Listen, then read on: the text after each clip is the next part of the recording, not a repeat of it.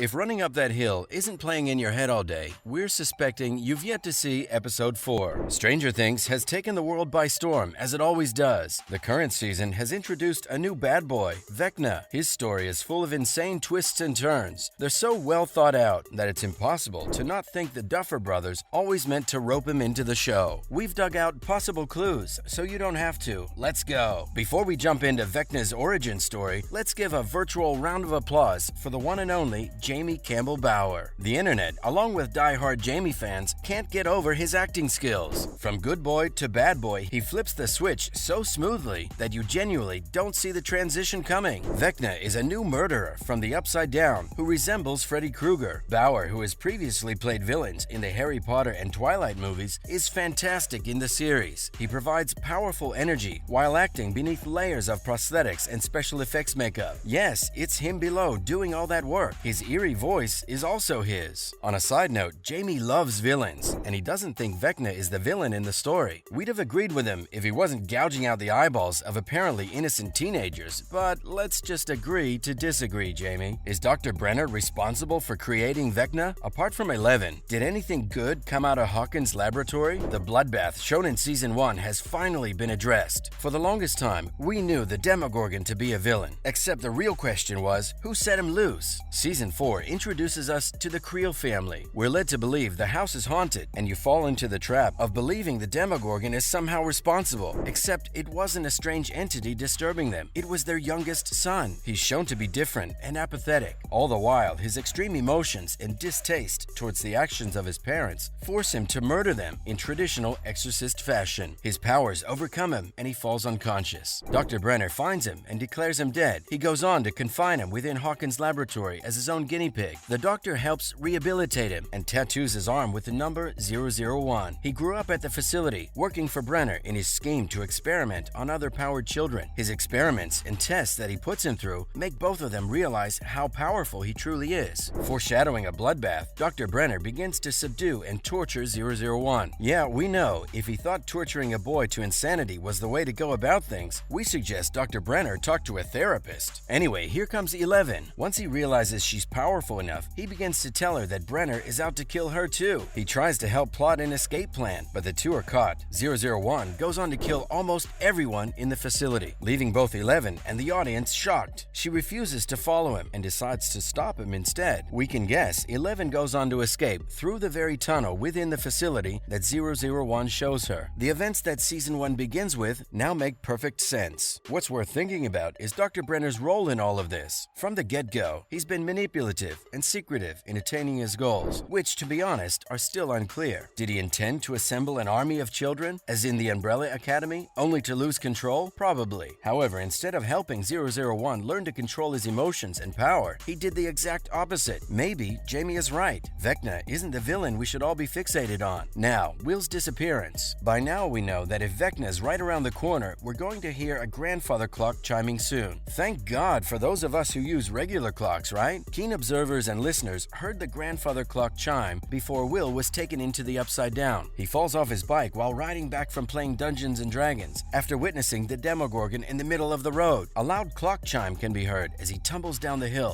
followed by numerous lesser ones. Talk about Duffer Brothers planting breadcrumbs we ignored. As a result, some fans believe he was responsible for Will Byers' disappearance in Episode 1. What makes this argument even more intriguing is the revelation from the Duffer Brothers that Vecna has always been a part of their strategy. Matt Duffer revealed in an interview with Taram that investigating that character was part of their first concept for the program. Next, let's talk about Billy's fate. Billy makes a return in Season 4. Sure, he's caked in blood and haunting our dear Sadie by now in the Upside Down, but fans loved his brief return. Billy Hargrove, played by Dacre Montgomery, gets pulled into the Upside Down in Season 3, Episode 2, The Mallrats. There, he confronts a doppelganger version of himself when he hears 3 familiar chimes from an invisible grandfather clock. The sound isn't exactly the same as in Season 4, but it's close. The good news is that canon isn't always a straight line. Even if the clock wasn't meant to predict anything, a show's continuity, like the Upside Down's timeline, can be altered or adapted by producers or fans to better serve their interests. If we or the Duffer Brothers choose to use the early clock noises to announce the coming arrival of Vecna, we can do so. Regardless, Vecna finally came. Now, in other news, Volume 2 promises more FX shots. The show is going to get even bigger. bigger, with 2 massive feature-length episodes on the way. With Volume 2 just a few weeks away, we cannot wait to see what's in store for us. The last episode includes more FX shots than the entire Season 3, said co-creator Matt Duffer to Empire. Season 3 of the spooky show features a gigantic gloopy creature dubbed the Mind Flayer, numerous individuals practically melting, and the massive Starcourt Mall fight.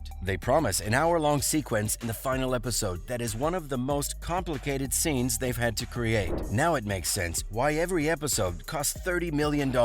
Next, vague LGBTQ+ representation. There are various possibilities for why Joseph Quinn's Eddie Munson wears a black handkerchief in his back pocket throughout Stranger Things. Handkerchiefs and bandanas in back pockets, as pointed out by a Twitter user, are tied to an LGBTQ+ community custom. The hanky code, as it's commonly known, was popular in the 1980s and is still practiced today. It's a color-coded system to alert others of their sexual orientation. The black bandana in the rear left pocket indicates S&M tastes in this case, while the black handkerchief and existing code reveal that Eddie is homosexual in Stranger Things. The cast and writers haven't made any statements about Eddie's sexual identity, with fans shopping him up with Chrissy. Maybe it was just a fashion choice for his rock and roll getup. Next, Season 4 has a shocking plot hole, or is it a plot point? During spring break, Mike reunites with Eleven and Will in Season 4 Episode 2, titled Vecna's Curse. Eleven tries to impress Mike with her new life in California by pretending to befriend school bully Angela and her friends. Instead, at Rinkomania, the group circles Eleven and tosses a milkshake at her while filming the humiliation. Despite the focus on Eleven, observant viewers noticed that the video camera's date reads March 22, 1986, which is also Will's birthday, as revealed by his mother Joyce, Winona Ryder, in Season 2. That explains why he's furious with Mike and Eleven, since no one appears to recognize his special day. That fan theory turned out to be correct. The Duffer brothers, Ross and Matt Duffer, admitted to making a mistake in an interview with Variety. They went on to say they really did forget about Will's birthday. The question now is whether they'll change Will's birthday or just let it be a really sad mistake. Lastly, Steve Harrington was as good as dead. Unlike other series that have a precise master plan, creators Matt and Ross Duffer said that they only had the first season planned out. They had to write a draft for their mythology series and try to convince Netflix executives to trust them with creating the show. They laid out the major story about the Upside Down and built the story around it. Originally, Jonathan's dad was supposed to be fighting the Demogorgon alongside Nancy and Jonathan. It was rewritten to include Steve after audiences began to root for him early on. They don't recall how he was supposed to die, but that was definitely supposed to happen. That's a wrap for this video. Are you as much a fan of Vecna as we are? Let us know in the comments below. Make sure to give this video a thumbs up and subscribe to our channel for more videos like this. See you in the next one.